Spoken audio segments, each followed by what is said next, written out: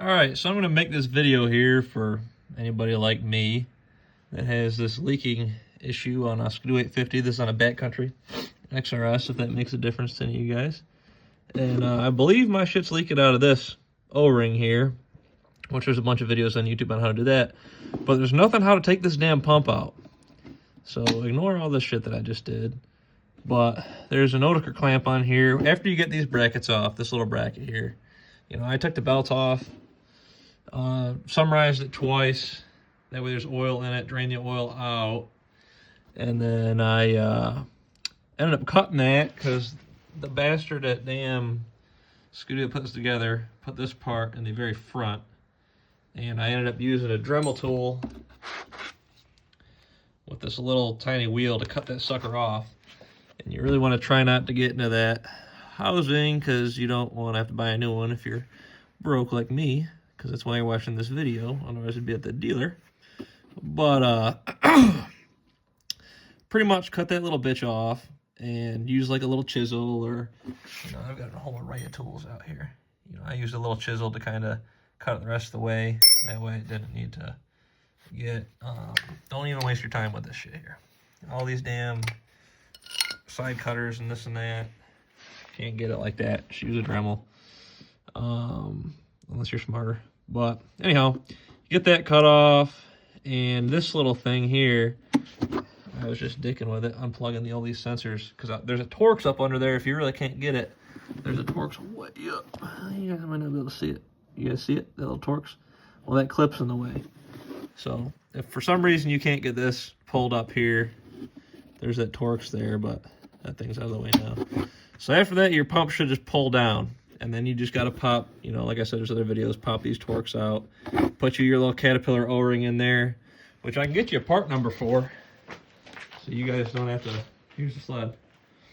Let me get you guys a part number for this thing. Here we go. This is a Caterpillar part. There's your part number right there. That's what it looks like. I think it's like $2. But yeah, so good luck. They say you need buds to reprogram this thing. You guys have probably already been in all the forums. But I'm just going to take this part, put that O-ring in there, put it back together. Pray it don't leak. There's a little plunger in here that can leak. Hopefully it ain't that. There ain't oil coming out of the little weep hole, so hopefully that ain't it on mine. Hopefully it's just that O-ring. But put all that together. I would probably summarize it again. That way you push all the air bubbles out, and it'll be fine. I don't take this thing to no dealer to get the buds done. Fuck that. But hopefully you guys don't need all these tools. This was my guessing here. But you should just need, you know, 10 mil to pull off that shield. One of them Torx. Pull these little wood screws out of here. Dremel tool to cut that off. Pull these up with these OG pliers here. And I'm probably forgetting something, but and definitely a Harbor Freight light. But yeah, good luck, guys. So I'm gonna add this on. This is how you know you're smoked. It's not this one. This one doesn't need the O-ring. This one actually needed a legit. See how much oil's in there? All this oil on this electric side. This is just like the solenoid on, like, if you guys got plows in your truck. You know, it's all the same stuff. But whoop. That O-ring is not torn. I've seen a couple on the forums where they're actually torn. You know, if you guys didn't have oil over on that side, I would say the O-ring's probably flat or shrunk or some stupid shit. But this one actually needs a whole new pump because you can't buy this part alone. It's because there's a crack. Of course, you probably can't quite see it. Ain't no telling where this sucker is. There it is right there. So that little tear right there. You can't even barely see on the camera, but if you blow, I'm going to blow into this part. Now if you look, see there's that little dab of oil on there? So there's oil getting past this. How this thing works, you know, this sits in there. this sits in here. I send electricity to this magnet, and it pushes this in and out. And what that does, this sits in there like this. Sits in there like that. And that is like this, and that thing slides up and down and pushes this. You hear that?